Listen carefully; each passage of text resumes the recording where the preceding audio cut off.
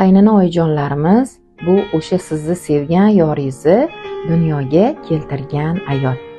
Qaynona bu yillar mobaynida to'y qilaman, kelin tushiraman deb sarpalarni yiqqan ayol. Sizni kelin qilib tushirgunicha xayolida mingta qizni jamlab, mingtani ichidan sizni tanlab farzandiga loyiq ko'rgan ayol.